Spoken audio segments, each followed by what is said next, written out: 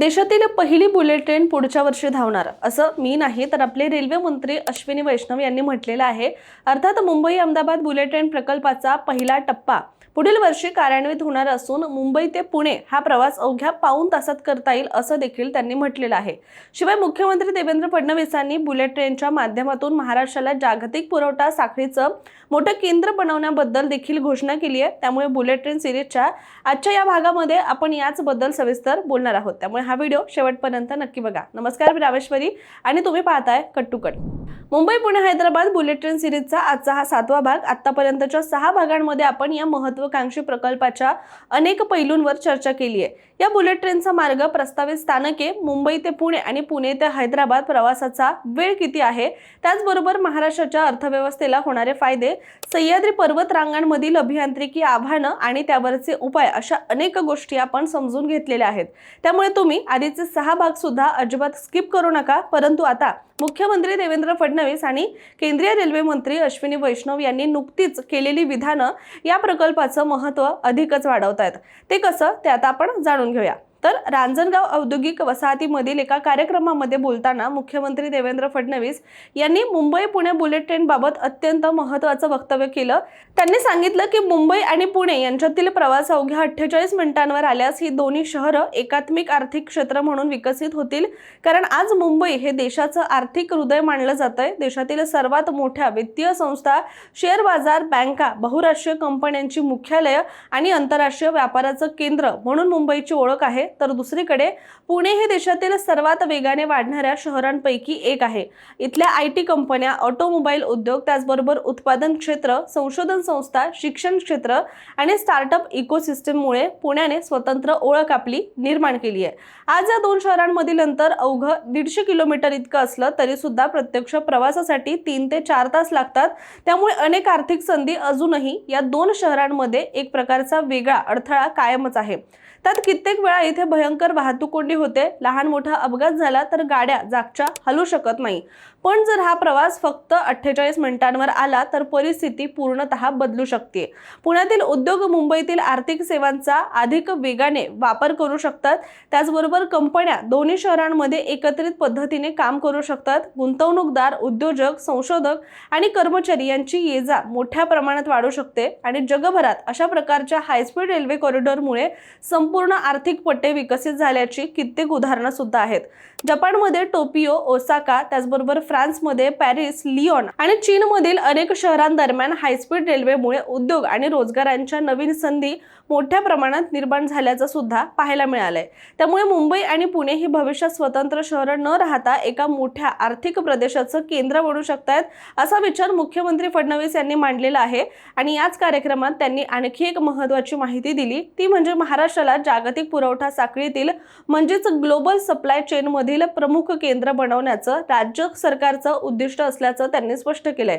आणि यासाठी देशातील सर्वात मोठ्या कंटेनर बंदरापैकी एक असलेल्या JNPTला आणि विकसित होत असलेल्या वाढवण बंदराला समृद्धी महामार्गालगत स्वतंत्र माल वाहतूक रेल्वे कॉरिडॉरने जोडण्याचा प्रस्ताव केंद्र सरकारसमोर ठेवण्यात आल्याचं देखील त्यांनी म्हटलंय। आणि ही बाब बुलेट ट्रेनशी थेट संबंधित नसली तरी महाराष्ट्राच्या भविष्यातील वाहतूक आणि आर्थिक धोरणाशी अत्यंत महत्त्वाची आहे। कारण एका बाजूला प्रवाशांसाठी बुलेट ट्रेन आणि दुसऱ्या बाजूला माल वाहतुकीसाठी समर्पित रेल्वे कॉरिडॉर अशी दुहेरी व्यवस्था निर्माण झाली तर महाराष्ट्रातील उद्योगांना मोठा फायदा होऊ शकणार आहे। दरम्यान केंद्रीय रेल्वे मंत्री अश्विनी वैष्णव यांनी देखील बुलेट ट्रेन प्रकल्पाबाबत अत्यंत महत्त्वाची माहिती दिली आणि ती अशी की मुंबई अहमदाबाद बुलेट ट्रेन प्रकल्पाचा पहिला टप्पा पुढील वर्षी सुरू होणार आहे। याचा अर्थ भारत आता बुलेट ट्रेन चालवणाऱ्या देशांच्या क्लबमध्ये प्रवेश करणाऱ्या उंबरठ्यावर उभा आहे। आणि याहून महत्त्वाची बाब म्हणजे अश्विनी वैष्णव यांनी जी स्पष्ट केली आहे ती अशी की भारताकडे आता स्वतःच्या बळावर बुलेट ट्रेन उभारण्याची क्षमता निर्माण होतीये आणि या मागचा अर्थ समजून घेणं आवश्यक आहे। अर्थात बुलेट ट्रेन म्हणजे केवळ वेगवान रेल्वे नाही, त्यासाठी विशेष ट्रॅक, अत्याधुनिक सिग्नलिंग, भूकंप आणि हवामान विषयक सुरक्षा प्रणाली, त्याचबरोबर उच्च दर्जाचे पूल, बोगदे आणि संपूर्ण वेगळं अभियांत्रिकी तंत्रज्ञान लागतं। मुंबई अहमदाबाद प्रकल्पामुळे भारताला हे सर्व तंत्रज्ञान आणि अनुभव सुद्धा मिळत आहेत आणि त्यामुळे भविष्यातील मुंबई पुणे हैदराबाद बुलेट ट्रेन सारखे प्रकल्प अधिक वेगाने पुढे नेणं हे शक्य होऊ शकतंय।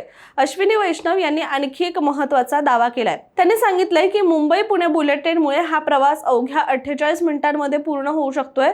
सुरुवातीच्या टप्प्यामध्ये दर एका तासाला एक बुलेट ट्रेन धावू शकते आणि त्यानंतर मागणी वाढल्यानंतर प्रत्येक 15 ते 30 मिनिटांनी सेवा ही उपलब्ध होऊ शकणार आहे। याचा अर्थ भविष्यामध्ये मुंबई आणि पुणे यांच्यातील संपर्क जवळपास मेट्रो सारखाच होणार आहे आणि याचबरोबर पुणे ते हैदराबाद हा प्रवास सुद्धा अवघ्या 2 तास 8 मिनिटांवर आणण्याची सुद्धा क्षमता या प्रकल्पामध्ये असल्याचं त्यांनी म्हटलेलं आहे। त्याचबरोबर बुलेट ट्रेनचा वेग जितका जास्त तितकी तांत्रिक आव्हानं सुद्धा त्यासमोरची तितकीच मोठी आहेत। अर्थात याच संदर्भात मुंबई अहमदाबाद बुलेट ट्रेन प्रकल्पामध्ये सुरू असलेल्या एका महत्त्वाच्या प्रयोगाची माहिती समोर आली आहे। देशामध्ये पहिल्यांदाच बुलेट ट्रेनच्या बोगद्यांबाहेर विशेष टनेल हुड उभारलं जातंय। महाराष्ट्रामध्ये अशा प्रकारचे 7 बोगदे असून त्या सर्व ठिकाणी हे हुड बसवले जात आहेत। जेव्हा बुलेट ट्रेन ताशी 300 किलोमीटरपेक्षा अधिक वेगाने बोगद्यामध्ये प्रवेश करते तेव्हा ती मोठ्या प्रमाणात हवा पुढे ढकलते आणि त्यामुळे प्रेशर वेव्हज म्हणजेच दाब लहरी सुद्धा तयार होतात आणि जर या दाब लहरी नियंत्रित केल्या नाहीत तर ट्रेन बोगद्यातून बाहेर पडताना मोठा धडधडणारा आवाज सुद्धा निर्माण होऊ शकतोय आणि यावर उपाय म्हणून बोगद्याच्या प्रवेशद्वारावर खिडक्यांसह विशेष हुड तयार केलं जातंय आणि या खिडक्यांमुळे हवा नियंत्रित पद्धतीने बाहेर पडते आणि दाब लहरींची तीव्रता कमी होते आणि यामुळे 3 मोठे फायदे सुद्धा आहेत। पहिला म्हणजे प्रवास अधिक सुरक्षित होतोय, दुसरा म्हणजे प्रवाशांना अधिक आरामदायी अनुभव मिळतो आणि तिसरा म्हणजे परिसरातील ध्वनी प्रदूषण मोठ्या प्रमाणात कमी होतंय।